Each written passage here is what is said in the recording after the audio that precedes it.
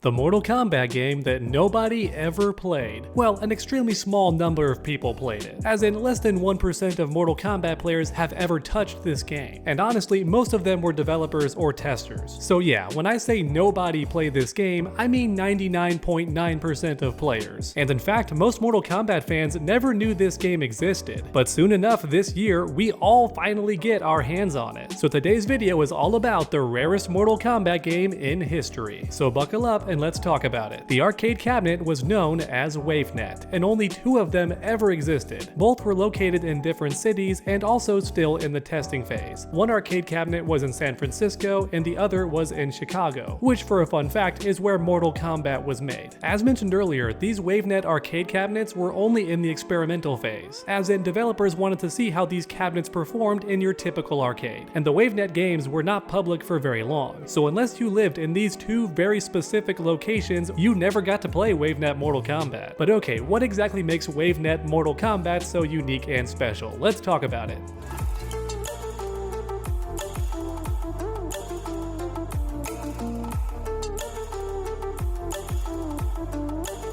Well, for one thing, they made Noob Saibot playable for the first time in history. That's right, up until this point, Noob was only a secret boss and actually used Kano's sprites too, but colored black. However, thanks to Wavenet, you could now finally play as the mysterious black ninja, and his sprites were updated too to be an actual ninja and not Kano. And if you look online, there's no video footage of Wavenet cabinets and barely any screenshots. So as a result, I don't know if this footage in the Legacy Collection trailer is legit, but if it is, then Noob Saibot glowed green during his attacks in this one version of Mortal Kombat. If what we're seeing on screen right now is the actual footage and developers didn't just add it to spice up the trailer, then this explains why Noob Saibot in Mortal Kombat 1 has green attacks. I was always curious why NetherRealm did that, because in past games his attacks were either black or sometimes purple, but never green. So as a result, I was dumbfounded, along with a bunch of fans. We were all like, why are the attacks green suddenly? But now it all makes sense. In the Wavenet version of Mortal Kombat, otherwise known as the first time Noob Saibot was ever playable, it turns out his attacks were green originally. So in other words, MK1 Noob Saibot's attacks glowing green is a clear reference to the first time he was ever playable, and I find that really neat. However, Wavenet did more than add one character. It also came with a new balance update to Ultimate Mortal Kombat 3. In other words, Wavenet was the intended final version of Ultimate Mortal Kombat 3. Some characters got nerfed while other characters got buffed, and we actually don't know the full details yet, because like mentioned earlier, almost nobody has ever played this game, and most of the information online is all hearsay, which means until the game finally becomes playable for all of us in the Legacy Collection, here is what little information we do know about the balance update. First up, Striker's Infinite was removed. That's right, he got this in Ultimate Mortal Kombat 3 because developers gave him the submachine gun attack, which made his character much stronger and also gave him an infinite loop that you could just keep doing until the opponent died, which obviously is unfair and not fun for the opponent, so this version of Mortal Kombat removed it. And one more infinite that went away was Kung Lao's Spin Infinite, which, very similar to Striker's attack, could be looped over and over again until the opponent died, and that was gone now. Finally, one more good change was Cabal's Nomad Dash being made slower on startup, which meant you could actually see it coming, so that's a very good change because Cabal's Nomad Dash was so quick and so instant that you couldn't react to it, it just caught you. But with this new update, it would be slower and also have a new sound effect added for some reason,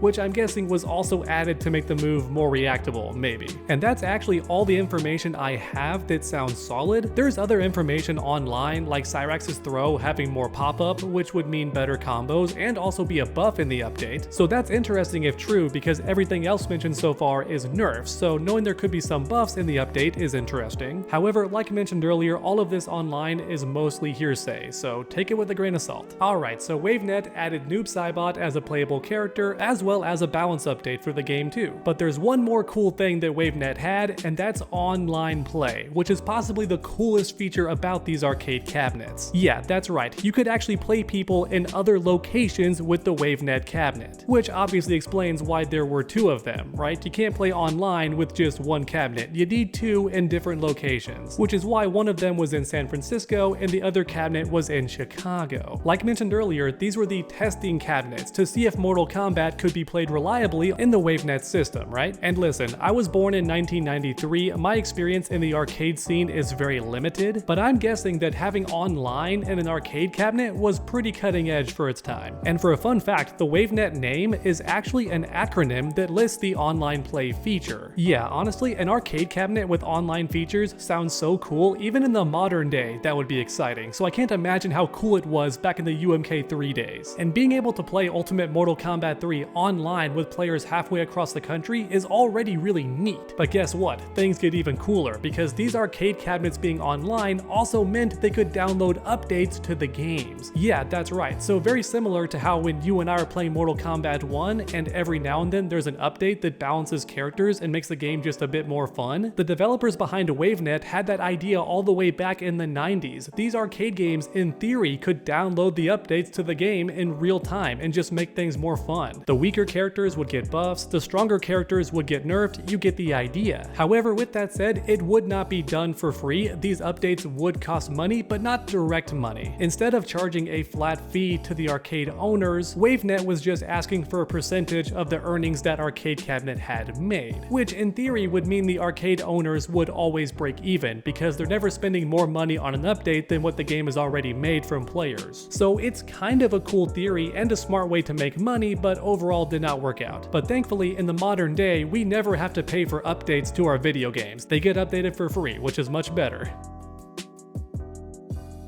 However, here sadly comes the bad news. The online component of these Wavenet cabinets is likely why we never got to play this version of Mortal Kombat. What do I mean by that? Let me explain. So the online feature of these games was actually quite expensive. The hardware alone was expensive, and adding more games to the Wavenet system was also expensive, and of course you have to maintain this stuff too, which is one more cost thrown on top of the pile. And from what I've gathered, just one Mortal Kombat Wavenet arcade cabinet cost $1,000. And keep in mind that that's $1,000 back then, so according to Google, that's almost $2,500 by today's standards. Yeah, can you imagine spending that for just one arcade cabinet? That's pretty costly. And then if you wanted to add more cabinets to that Wavenet system, it would cost you even more money still, so it's kind of ridiculous. And I'm guessing that was the main reason the Wavenet cabinets got discontinued and shut down. I've done some research online, and there's several reasons why they supposedly got discontinued, but I imagine the cost was a very big reason why, and possibly the main reason why. So ironically enough, the coolest feature of these Wavenet cabinets, being able to play online, is also the reason they got shut down. That's pure irony. And real quick, speaking of money, the arcade cabinet also costs more money to play for some reason. The Wavenet cabinet specifically, I mean. Normally when playing an arcade game, if you don't die, then you get to keep playing for free, but that was not the case with the Wavenet cabinet. Instead, even if you won, you still had to put in more coins after a certain number of wins. And then after that, you had to add more tokens after winning 5 times in a row. And of course, the cycle just kept repeating after that, so you quite literally were suffering from success with the Wavenet Mortal Kombat cabinet. Because even though you kept winning, your wallet was being drained of its coins and money. How ridiculous is that? I imagine this was done to recoup the cost of these cabinets, because as mentioned earlier, they were so ridiculously expensive, around $1,000. And obviously arcade cabinets want to get that money back, which is why players had to spend money even though they were winning. And I was around 3 or 4 years old at the time, but still, I'm guessing the outcome of this intent was the opposite. Less people played the game overall because it kept charging them. So the arcade cabinets, ironically, despite costing more to play, made less money because people don't want to keep paying money when they're winning. That sucks. Alright everyone, there you have it. All the information I know about Mortal Kombat Wavenet, the rarest Mortal Kombat game to ever exist that 99.9% of fans have never played. I'm honestly really excited for this game to release because everyone is going to be rushing to find new strategies, new tech for their favorite characters. It's going to be an amazing time because that balance update likely has so many secrets left to be discovered. As listed earlier, there's 3 different changes I'm pretty sure happened, but there weren't patch notes back in the day that detailed every single change to a game, so there's tons of mystery left to be discovered, and that has me super excited about Wavenet Mortal Kombat and every other minor game listed in the Legacy Collection. Thank you very much for for watching, and I hope you enjoyed. If you did, please leave a like down below, it helps my channel out a ton. And then keep that combo going by subscribing and ringing that bell so you never miss any future videos. Keep in mind, I post videos on a daily basis or sometimes every 2 days if I'm on vacation, which right now I actually am. But the point is, I post regular fighting game content, usually Mortal Kombat content, but every now and then I spice things up. So make sure to come back next time, and as always, stay underdogs.